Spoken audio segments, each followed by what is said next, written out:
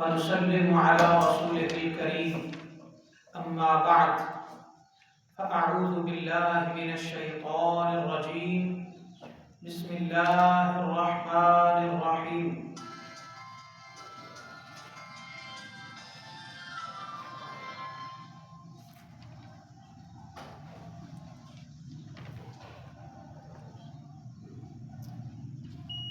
شهر رمضان الذي أنزل فيه القرآن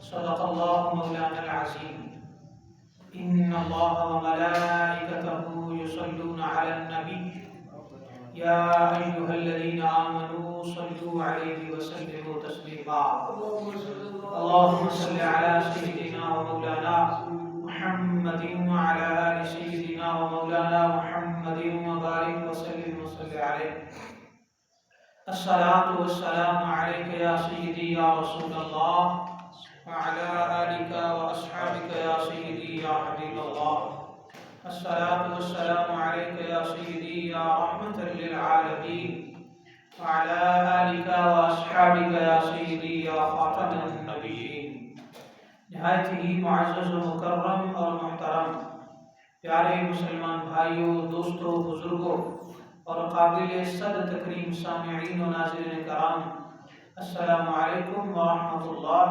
وبرکاتہ۔ بندہ نچیز نے آپ کے سامنے دوسرا پارہ سورہ بقرہ کی آیت نمبر 185 کا پہلا جز تلاوت کرنے کا شرف حاصل کیا ہے۔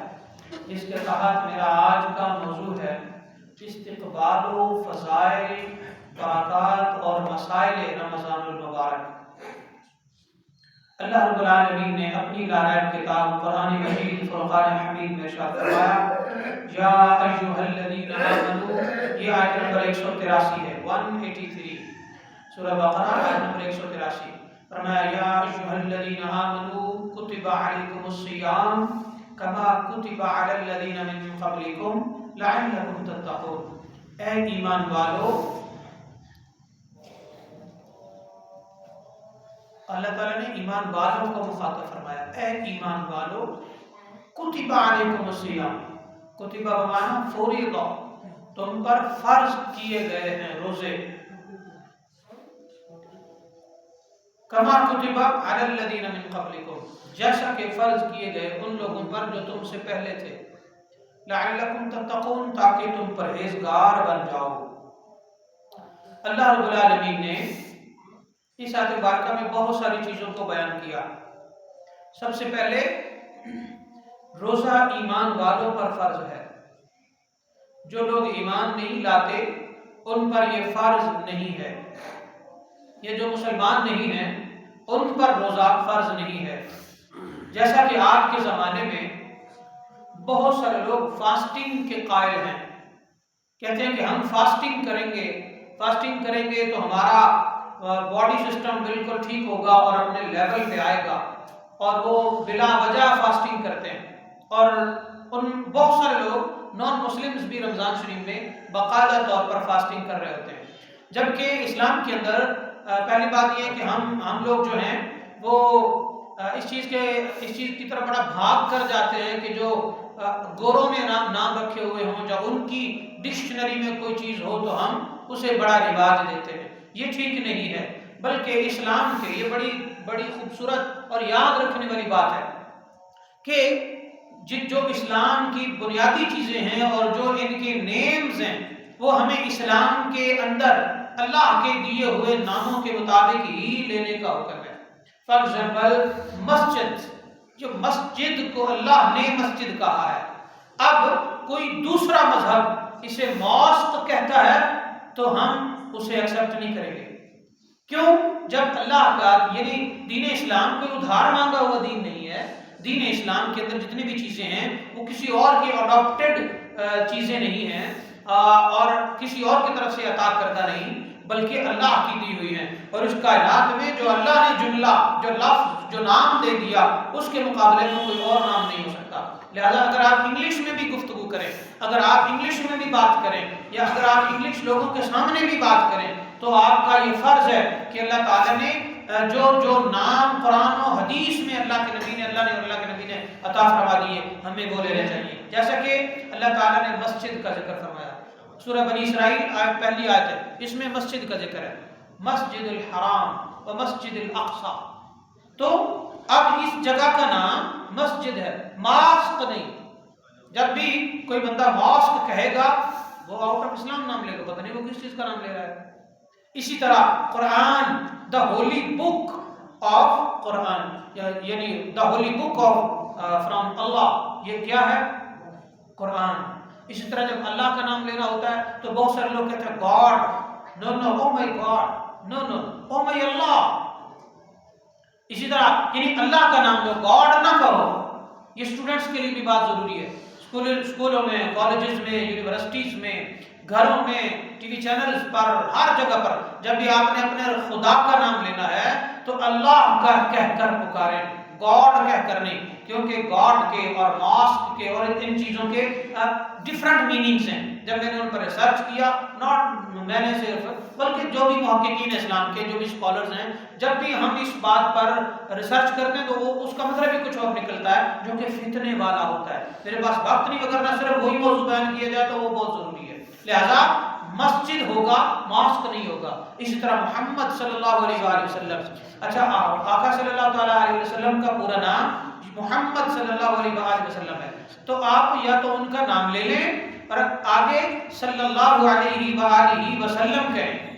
بہت سارے لوگ پیس بھی اپون ہم بھی کہتے ہیں، یہ بات اپنی جگہ بجا ہے. مگر جب اللہ رب العالمین اور اس کے محبوب علیہ السلام نے ان کا نام لینے کے بعد درود و سلام کو لازم کر دیا تو پھر آپ انگلش میں درود نہیں پڑھیں گے، آپ عربی میں درود پڑھیں گے. کیونکہ اسلام کی ایک اپنی پہچان ہے صلی اللہ علیہ وآلہ وسلم. آپ انگلش میں بھی ٹاک کر رہے ہیں تو کوئی بات نہیں، پر جب نام آتا ہے علیہ السلام کا اسے عربک سٹائل میں لے اور پھر اس کو درود پاک جو ہے وہ انگلش میں مت پڑھیں. اگلوں کو سمجھانا ضروری نہیں، اگلوں کو سمجھنے کے لیے درود پاک کو سمجھنا ہوگا اور خود پڑھنا ہوگا. اور اگلوں کو پتا ہے کہ عربی کے اندر درود پاک پڑھے تو ہی ٹھیک ہوتا ہے، ثواب ملتا ہے. اگر آپ انگلش میں کہیں گے تو بس لفظوں کا بھی جو پڑھنے کا ثواب ہوتا ہے وہ نہیں ملے گا. جیسا کہ السلام علیکم رومن میں اگر آپ لکھتے ہیں تو لکھنے کا آپ کو ثواب نہیں ملے گا. بہت سارے لوگ اس پر محنت کر رہے ہیں، آگے اے ڈالتے ہیں، ڈبل ایس ڈالتے ہیں، ایل اے ایم، آگے یو، آگے یہ لمبا سارا سلام لکھتے ہیں. نو، آپ کو کوئی ضرورت نہیں اتنا لمبا سلام لکھنے کی. سلام لکھنے پر ثواب تب ہوگا جب آپ عربی لفظوں میں لکھیں گے. یہ باقاعدہ فتویٰ کی بات ہے. عربی میں السلام علیکم لکھتے ہیں آپ کا ثواب ہوگا. ایون آپ اردو میں لکھتے ہیں تو اردو میں بھی عربی مکس ہے، لہذا آپ کو تب بھی 90 نیکیاں ملے گی. اور اگر آپ رومن میں السلام علیکم لکھتے ہیں تو آپ کو سلام کہنے کا ثواب تو ہوگا، سلام کے الفاظ لکھنے کا جو ہے نا وہ اجر اور ثواب نہیں ملے گا. کیونکہ رومن میں تو سلام ہے ہی نہیں، سلام تو عربک میں ہے اور اسی میں لکھنے کا حکم اور اسی پر اجر ہے. یہ باتیں ضرور ذہن میں رکھنے کی. اسی طرح رمضان المبارک کے روزوں کی بات ہے تو جب بھی آپ روزے کی بات کریں آپ روزہ کہیں گے. اگر آپ انگلش میں بات کریں تو آپ صوم کہیں گے. بہت سارے لوگ اسے فاسٹنگ کہتے ہیں. فاسٹنگ کا مطلب ہوتا ہے بھوکے رہنا، تو صوم کا معنی بھوکے رہنا نہیں ہے. یعنی صوم کا انگلش میں جو میننگ ہے وہ بھوکے رہنا نہیں ہے. صوم ایک ایسی ٹرم ہے اسلام کے اندر قرآن کی روشنی میں جس کا مطلب ہے کہ آپ ہر حالات آپ اللہ کے حکم سے ایک خاص حد سے لے کر خاص وقت تک حلال اور حرام کھانے پینے سے بالکل پرہیز کیے ہوئے ہیں. تو بھوکے رہنا، فاسٹنگ کا مطلب ہے بھوکے رہنا. روزے کا مطلب بھوکے رہنا نہیں ہے. روزے کا مطلب ہے سحری اختتام سحر سے لے کر طلوع یعنی غروب آفتاب تک اللہ کی رضا کے لیے کھانے اور پینے اور اللہ تعالیٰ کے دیگر جو احکامات ہیں ان پر عمل کرتے ہوئے اپنی نفسانی خواہشات سے رکے رہنا. یہ ہے روزے کا صوم کا معنی. تو جب بھی آپ بولیں یا پڑھیں یا لکھیں تو آپ لفظ صوم یا سیام ذکر کریں جیسا کہ جملے میں ذکر کرنا مناسب ہو. لہذا یہ بات کرنا ضروری تھی، سمجھانا ضروری تھی. اس لیے اللہ تعالیٰ نے فرمایا یا ایھا الذین آمنوا کتب علیکم الصیام اے ایمان والو تم پر صیام فرض کیے گئے، فرض تم پر فرض کیے گئے، کس پر؟ ایمان والوں پر۔ اب چونکہ امریکہ، برطانیہ اور دیگر ممالک کے اندر بہت ساری دنیا موٹاپے کا شکار ہے، مسلمان زیادہ موٹے نہیں ہیں، یہ اللہ کا فضل ہے مسلمانوں پر، مگر جن لوگوں کے پاس زندگی کی بہت ساری آسائشیں ہیں وہ بڑے موٹے ہیں، ان کے ہاں بڑے لوگ یعنی بڑے بھاری بھرکم جسم والے ہیں، اور وہ ان کی حکومتیں اس مشکل کو لے کر بڑی پریشان ہیں، تو وہ بھی مسلمانوں کی نقل کرتے ہوئے اور بظاہر کہتے ہیں کہ ہم مسلمانوں کے رمضان شریف جو ہے اس کا احترام کرتے ہوئے ہم نہ کچھ کھاتے ہیں نہ ہم پیتے ہیں، ان کی یہ بھی مہربانی ہے، یہ بھی بہت اچھی بات ہے، اخلاق حسنہ کی دلیل ہے، پر اس پر انہیں اجر تو نہیں ملتا کیونکہ وہ ایمان والے لوگ نہیں ہیں جو بھی ایسا کرتے ہیں، مگر اگر وہ بھوکے بھی رہتے ہیں صبح سے لے کر شام تک تو بھی ان کی صحت کو فائدہ ہوتا ہے، اور چربی گلتی ہے اور چربی بالکل گھلتی ہے اور وہ سمارٹنس کی طرف چلے جاتے ہیں، اور پوری دنیا کے اندر جو روزہ ہے وہ ایک ایسی چیز ہے مسلمانوں کے لیے، اتنی بڑی نعمت ہے مسلمانوں کے لیے کہ پورا عالم کفر اربوں لوگ مسلمانوں کی نقل کرنے پر مجبور ہیں، اتنی بڑی سچائی اور حقیقت ہے رمضان المبارک کے روزے۔ اس لیے مسلمانوں اللہ تعالیٰ نے فرمایا یہ کافروں پر تو فرض نہیں ہے، صرف ایمان والوں پر فرض ہے۔ اس کا مطلب یہ ہے کہ کوئی بھی فاسٹنگ کرے گا اپنے زبان میں اور کوئی بھی روزہ رکھے گا اپنی زبان میں تو وہ تب تک روزے دار شمار نہیں ہوگا جب تک ایمان والا نہیں بنے گا، جب تک ایمان والا نہیں بنے گا۔ تو ایمان والوں پر فرض ہے، تو اے ایمان والوں اب روزے آپ پر فرض ہیں، روزے آنے والے ہیں، آپ نے روزے رکھنے ہیں۔ اللہ تعالیٰ نے فرمایا یہ صرف تم پر فرض نہیں تاکہ گھبرا نہ جاؤ، بات کرتے ہوئے حوصلہ افزائی کرنا یہ بھی دونوں جہانوں کے رب کی سنت ہے، مسئلہ بتاتے ہوئے حوصلہ افزائی کر کے بتانا یہ دونوں جہانوں کے رب کی سنت ہے۔ ہمارے ہاں والدین جب اپنے بچوں کو کسی مشکل میں یا کسی مشکل ٹاسک دے رہے ہوتے ہیں یا کوئی مشکل چیز بتا رہے ہوتے ہیں یا پھر کوئی مشکل کام کرنے کے لیے کہہ رہے ہوتے ہیں تو پہلے ان کا جذبہ جگایا جاتا ہے۔ پوری دنیا میں پوری زندگی میں یہ ایک رول ہے کہ جب آپ انسان کا حوصلہ دے کے اور اس کا جذبہ جگا کے اس کی کاؤنسلنگ کر کے جب پھر آپ اس سے مشکل کام لیتے ہیں تو اسے مشکل کام بھی مشکل نہیں لگتا۔ جیسا کہ اگر آپ دیکھتے ہیں کہ جن ڈاکٹرز نے آپریٹ کرنا ہوتا ہے مریضوں کا، پیشنٹس کا انہوں نے آپریشن کرنا ہے اور اس سے پہلے یہ نہیں ہوتا مریض چلا جاتا ہے اور جاتے جناب چیر پڑھ کر دو اور خلاص، ایسا نہیں کرتے۔ آپ یہ رول دیکھ کے چیک کر لیں ان کا کہ سب سے پہلے مریض کی کاؤنسلنگ کرتے ہیں، اسے بتاتے ہیں کہ آپریشن کے فائدے کیا ہوں گے اور اس کے کتنے کم نقصانات ہوں گے، تم کتنے ٹھیک ہو جاؤ گے، کتنے وقت میں ٹھیک ہو جاؤ گے، تم چلنے پھرنے لگ جاؤ گے، آپ نارمل زندگی گزارنے لگ جاؤ گے، آپ کی صحت ٹھیک ہوگی، آپ ہیلتھی ہو جاؤ گے، آپ کی زندگی میں خوشیاں آئیں گی، اور اس سے ڈرنے والی کوئی بات نہیں، یہ نارمل تھنگ ہے، کوئی بات نہیں۔ دیکھو اتنے لوگ آپریشن کروا رہے ہیں اور اگر تم نے بھی کروا لیا تو کیا ہو جائے گا، یہ دیکھو اتنے لوگوں کی لسٹ ہے، یہ سارے ٹھیک ہو گئے، تو یہ ساری کاؤنسلنگ ہوتی ہے۔ یوں ہی رب کائنات اس آیت مبارکہ کے دوسرے جملے میں ہماری کاؤنسلنگ فرما رہا ہے اور فرما رہا ہے میرے بندو یہ صرف تم پر فرض نہیں کیے گئے، کما کتب علی الذین من قبلکم، تم سے پہلے لوگ جو صاحب ایمان تھے وہ بھی روزے رکھتے تھے، ان پر بھی روزے فرض تھے، اور وہ بھی صبح سے لے کر شام تک، یہ جتنے بھی اللہ نے چاہا، جتنے دن چاہا اللہ تعالیٰ کے لیے وہ روزے رکھا کرتے تھے۔ لہذا یہ فرض صرف تم لوگوں پر نہیں ہے، یہ پہلی امتوں پر بھی فرض تھے، لہذا اگر تم رکھو گے تو یہ بہت اجر، فضیلت اور برکت اور اللہ کی بارگاہ سے بخشش کا سبب ہوگی۔ لہذا کہ فرمایا لعلکم تتقون، تاکہ تم پرہیزگار بن جاؤ، پرہیزگار بن جاؤ۔ اب پرہیزگاری کیا ہے؟ اللہ رب العالمین نے واضح طور پر فرمایا کہ یہ روزہ تمہیں پرہیزگار بنائے گا۔ کیا مطلب ہے؟ جب انسان بھوکا ہوتا ہے نا تو انسان کے ذہن میں نیگیٹیوٹی نہیں آتی، منفی پن نہیں آتا۔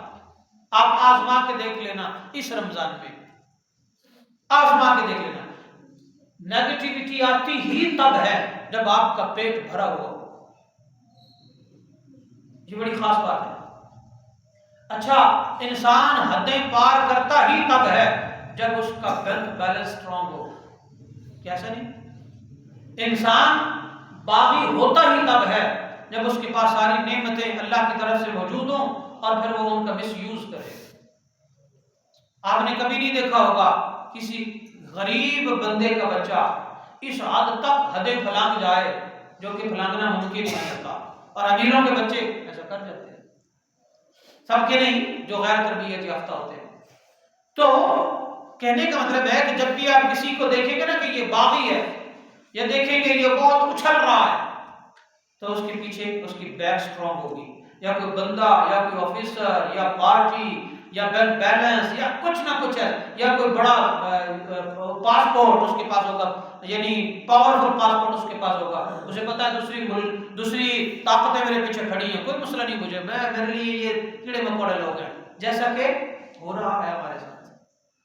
تو اسی طرح اللہ تعالیٰ نے ہمیں روزہ رکھنے کا اس لیے حکم دیا تاکہ ہمارے اندر سے نیگیٹیوٹی ختم ہو، ہمارے اندر سے منفی پن ختم ہو، اور جب ہم بھوکے ہوتے ہیں تو اللہ تعالیٰ کی برکت اور کرم سے ہمارے دل کے اندر رحم آتا ہے۔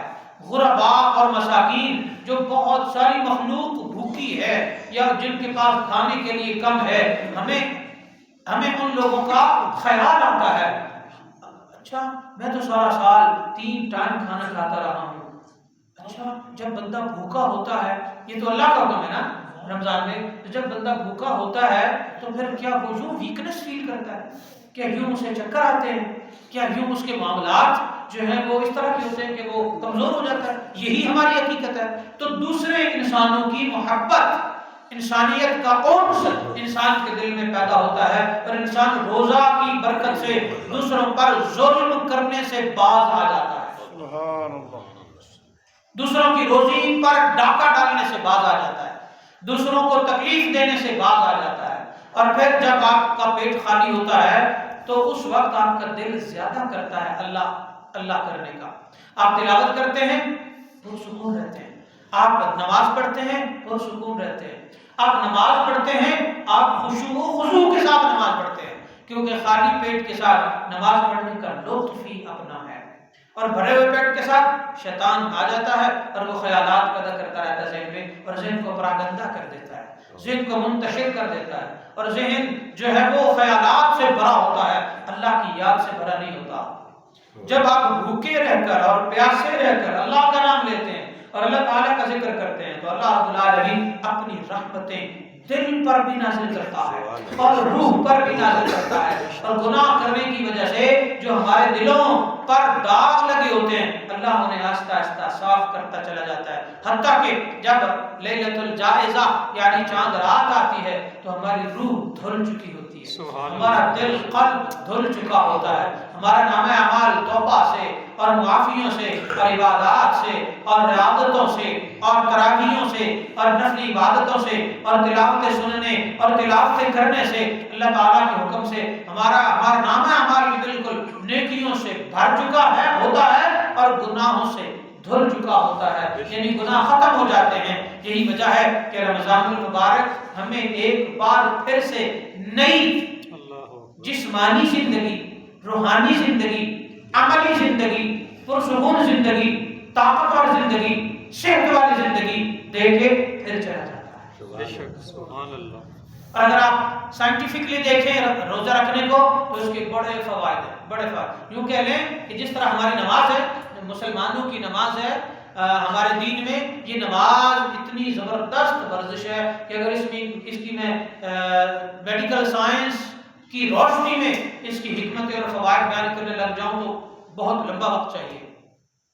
اور آپ کو بتاؤں مسلمانوں کے پاس تو نماز ہے، دوسرے مذاہب جو ہیں وہ نماز چونکہ ان پر فرض ہی نہیں، نہ ان میں طریقہ ہے، وہ یہ تو باقاعدہ پڑھنا پڑتا ہے، اس کے اندر معاملات ہیں، تو دوسرے جو مذاہب ہیں وہ یوگا کرتے ہیں، یوگا میں وہ کہتے ہیں سانس کو بند کرنا ہے، یہ الفاظ پڑھنے ہیں اور اپنے جو صحت ہے، ذہن ہے، سوچ ہے، اسے بالکل اس کے اندر لے کر آنا ہے کہ آپ ایک خوبصورت منظر میں ہیں، آپ باغیچوں میں ہیں، نئی صبح پھوٹ رہی ہے، یہی وجہ کہ یوگا بھی صبح صبح کرنے کا وہ کہتے ہیں، اور اس پر باقاعدہ پوری کمپین اربوں ڈالرز، کروڑوں نہیں، اربوں ڈالرز لگا کر یوگا کو کامیاب کرنے کے لیے اور یوگا کو لوگوں تک پہنچانے کے لیے باقاعدہ پوری دنیا کے اندر یہ کمپین چلائی جاتی ہے، پچھلے کئی سالوں سے چل رہی ہے، حتیٰ کہ ابھی تو حال ہی میں پچھلے ہفتے میں سعودیہ کے اندر، حالانکہ سعودیہ ایک مسلم کنٹری ہے، حرم شریف ہے والا کنٹری ہے، وہ دنیا کی جو بڑی بڑی کمپنی ہیں سعودیہ کے اندر بھی پہنچ گئی ہیں، اب سعودیہ کے لوگوں کو بھی یوگا کرنے کی باقاعدہ ٹریننگ دی جائے گی اور اس پر کروڑوں ڈالر خرچ ہو گئے ہیں اور مزید کیے جائیں گے، اس لیے کہ یوگا کی افادیت بہت زیادہ بیان کی جاتی ہے۔ پر میں آپ کو یہ بتا دوں، نماز کی اتنی برکت ہے، نماز کی اتنی طاقت ہے، نماز کی اتنی فضیلت ہے کہ جب ہم کھڑے ہوتے ہیں ہم کہتے ہیں یا اللہ ہم تیرے سامنے ہیں۔ جب بندہ اللہ کے سامنے کھڑا ہے نا تو کوئی نیگیٹیوٹی مائنڈ میں نہیں لاتا، وہ آلریڈی پازیٹیو سوچ رہا ہے، کیونکہ یوگا والے تو اپنے ان کے بس میں نہیں ہے نا ان کے دل کے خیالات کنٹرول کرنا، پر ہمیں یہ بھی پتا ہوتا ہے میں ہاتھ باندھ کے اللہ کے سامنے کھڑا ہوں نا تو اللہ تعالیٰ کے نبی نے فرما دیا کأنک تراہ فإن لم تکن تراہ فإنہ یراک، جب نماز میں کھڑے ہو جاؤ تو ایسے ہو جاؤ جیسے اللہ کو دیکھ رہے ہو، اللہ کو دیکھ رہے ہو۔ وہاں نظارے دکھائے جاتے ہیں، وہاں صبح کی پاؤ دکھائی جاتی ہے، وہاں گلشن اور باغات اور بہت سارے پارکس دکھائے جاتے ہیں، جو کچھ نہیں، کائنات کی سب سے بڑی طاقت اور جو روشنی اور جلوے ہیں وہ دو جہانوں کے رب کے جلوے ہیں۔ اور فرمایا اگر اے بندہ مومن اگر تو اللہ کو نہیں دیکھ پاتا تو پھر یہ تصور کر فإنہ یراک، وہ رب تجھے دیکھ رہا ہے۔ تو رب کا دیکھنا کیا ہے؟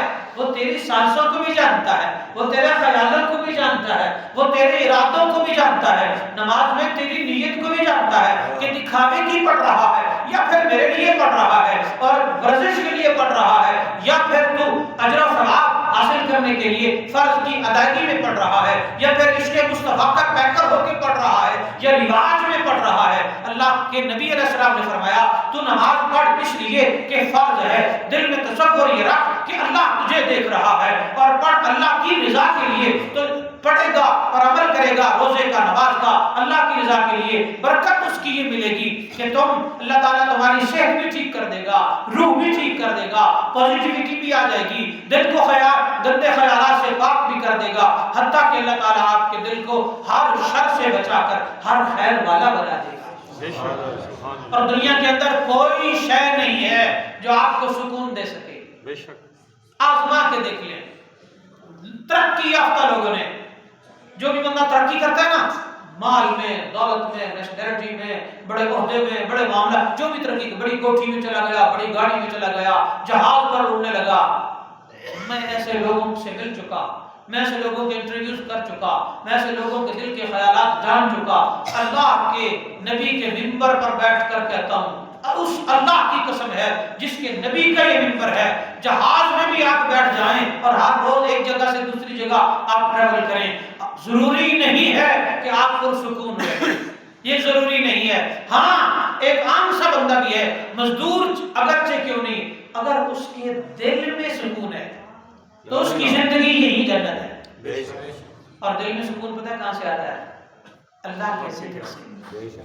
دل میں سکون آتا ہے اپنے اندر مثبت چیزیں پیدا کرنے سے، حسد کو نکالنا، بغض کو نکالنا، کینے کو نکالنا، دشمنی کو نکال باہر پھینکنا، یہ مومن کی شان کے خلاف ہے، یہ روح کو بھی گندا کرتی ہے، سوچ کو بھی گندا کرتی ہے، کردار کو بھی گندا کرتی ہے۔ یہی وجہ دنیا میں جتنے بھی فتنے پھیلے ہوئے ہیں یہ بغض، حسد، کینہ اور لڑائیاں، جھگڑے، جیلسی، ان چیزوں کی وجہ سے ہیں۔ تو روزہ اور نماز آپ کو ان گندگیوں سے دور رکھتا ہے۔ یہی وجہ ہے کہ اللہ تعالیٰ نے قرآن پاک میں بہت ساری جگہوں پر اس کی فضیلت اور برکت بیان فرمائی ہے۔ لہذا دنیا سکون حاصل کرنے کے لیے کروڑوں اربوں ڈالرز انویسٹ کر رہی ہے۔ اللہ رب العالمین نے اپنے نبیوں کے طریقے پر چلتے ہوئے نماز اور روزے کو اس انداز سے طاقتور بنا دیا ہے کہ آپ کو خرچ بھی کچھ نہیں کرنا، 5 ٹائم صرف آپ نماز پڑھیں، تلاوت کریں، رمضان آ رہا ہے اس کا روزہ رکھیں، آپ پرسکون ہو جائیں گے،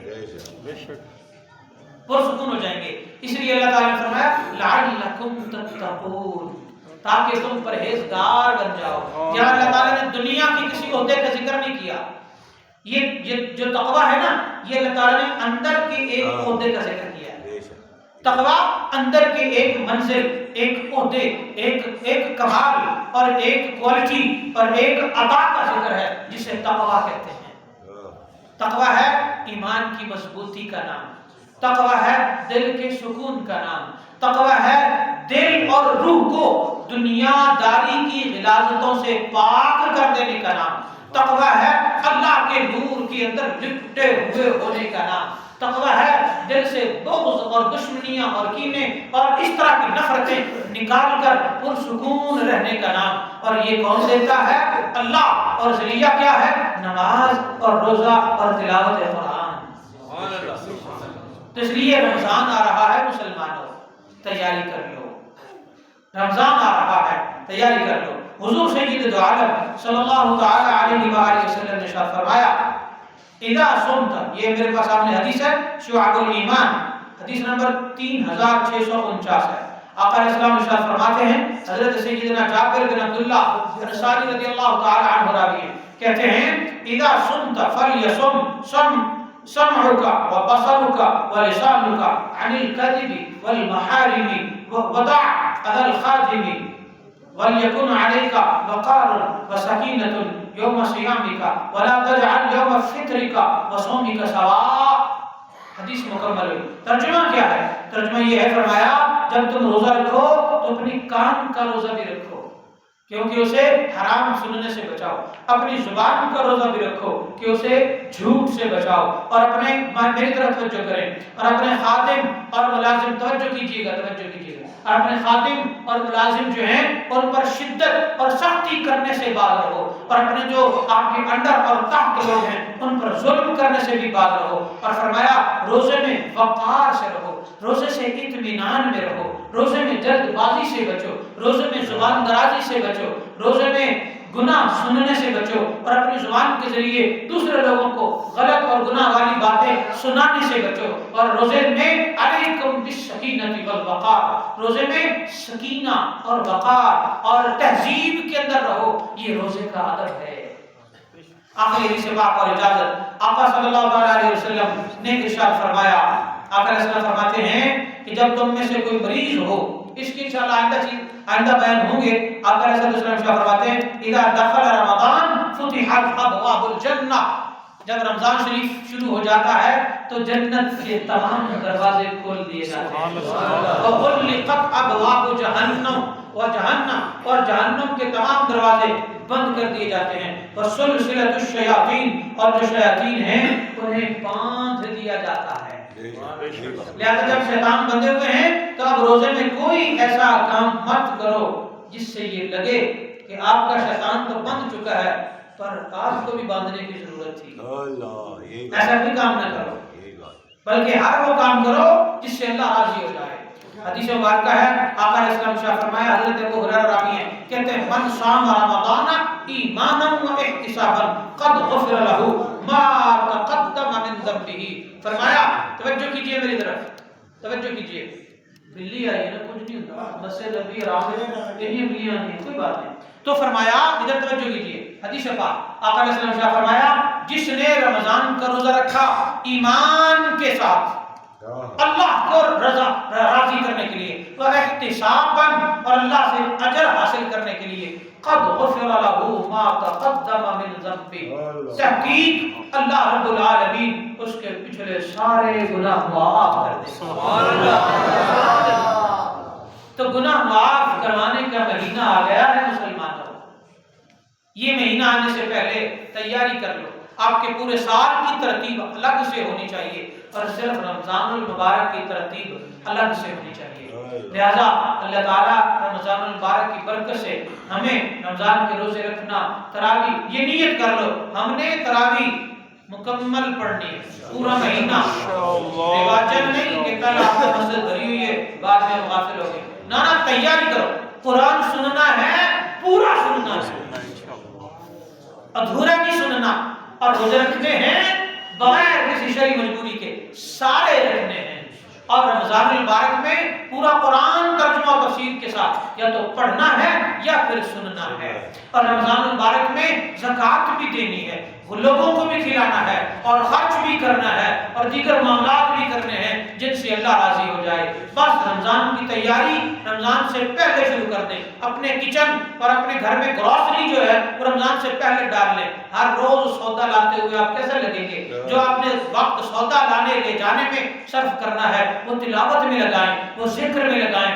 نفلی عبادت میں لگائیں, افطاری کروانے میں لگائیں. اور جن کے گھروں میں افطاری کے لیے یا سحری کے لیے راشن نہیں ان کو راشن دیں, اور اس طرح دیں جس طرح اللہ نے کہا لیلن و نہارا, یعنی رات کے اندھیرے میں جائیں اور جا کر کہیں یا کسی اکیلے میں ان سے میٹنگ کریں, پوچھیں آپ کے گھر میں کھانے کے لیے یہ رمضان کا راشن ہے؟